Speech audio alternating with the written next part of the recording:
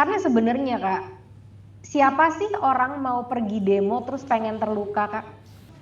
Siapa? Siapa yang mau pergi ke demo untuk mau dipukulin, disakitin, dilindes? Nggak ada Kak.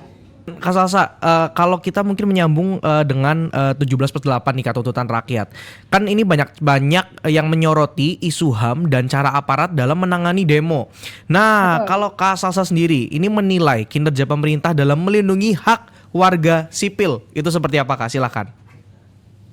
Ini sebenarnya sesuatu yang lumayan aksi dan reaksi ya Kak. Karena sebenarnya Kak, siapa sih orang mau pergi demo terus pengen terluka Kak? Secara jujur ya, kalau aku disuruh berdiri di depan itu, dihadapkan dengan mobil-mobil udah kayak peralatan mau perang, senjata yang dibawa itu Kak, kalau aku ya Kak, aku pasti udah ngompol sih Kak kayaknya. Siapa? Siapa yang mau pergi ke demo untuk mau dipukulin, disakitin, dilindes? Nggak ada Kak. Gitu kan. Kalau secara logika aja itu udah nggak mungkin gitu.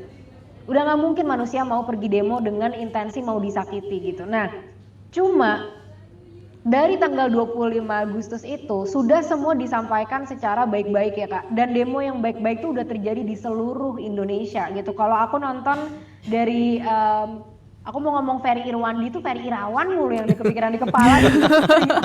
Apa Ferry Irwandi maksudnya gitu kan. Nah, Ferry Irwandi itu kan dia bener-bener turun ke jalan ya Kak. Dia ikut demo gitu kan. Dan dia melihat secara langsung. Dia udah share tuh di banyak media yang udah aku nonton dan aku juga udah ngobrol sendiri sama Ferry Irwandi gitu kan. Dan memang bener-bener semuanya juga mau damai gitu Kak. Tapi yang menyulut amarah ya itu adalah kita udah menyampaikan tapi ini sedih banget ya Kak. Mereka duduk di istana, senyaman, seaman di rumah-rumah mewah mereka.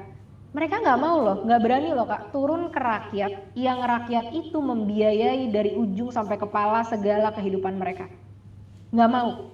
Yang ada yang turun cuma ada individu-individu ya kan dari parlemen yang memang mereka orang-orang yang jujur dan mereka tahu apa yang diperjuangkan rakyat itu sesuai dengan hati nurani mereka. Tapi ini cuma tindakan individu, tapi tidak ada tindakan secara institusi. Nah, dari situlah masyarakat semakin loh, kok udah disampaikan berkali-kali masih nggak mau mendengarkan, malulah masyarakat mulai marah kan, gitu. Dan belum lagi kita nggak tahu Kak ada provokator-provokator, masa iya sih Kak masyarakat ngebakar halte yang setiap pagi dia pakai untuk berangkat kerja, masa iya sih Kak masyarakat ngebayar fasilitas umum yang itu dibangun diperas dari keringat dan darah masyarakat itu sendiri. Kalau menurut aku sih nggak masuk akal, ada provokator-provokator juga gitu. Tapi ini kan yang terjadi kadang-kadang yang dipukulin, yang ditangkap apakah ia benar provokator? Ada buktinya? Atau itu cuma masyarakat aja yang lewat-lewat? Kalau kita lihat dari video sih banyak yang lagi, ada yang lagi jalan tiba-tiba ditembak ya kan? Ada yang lagi terpisah dari gerombolan tiba-tiba ditangkap gitu. Nah, aksi-aksi seperti ini yang menurutku juga lumayan nggak adil gitu ya kayak. Maksudnya kenapa sih yang harus diadu domba itu lagi-lagi yang susah-susah gitu, lagi-lagi yang bertugas, lagi-lagi masyarakat sipil. Padahal semuanya itu berujung kepada pemerintah kabulkan aja apa yang kita mau. Kalau dia kabulkan Kak, dan yang kita mau itu nggak ada yang mewah-mewah Kak. Yang kita mau itu adalah bare minimum keadilan, bare minimum hak-hak masyarakat yang harusnya didapatkan gitu. Jadi udah serendah itu ekspektasinya tinggal dikabulkan.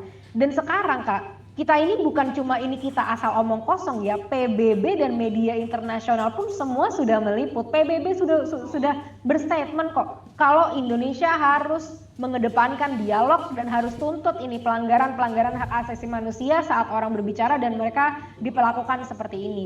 Gitu Kak, kalau menurutku ya. Jadi jangan fokus kepada asapnya. Oh masyarakat marah, jangan marah ya.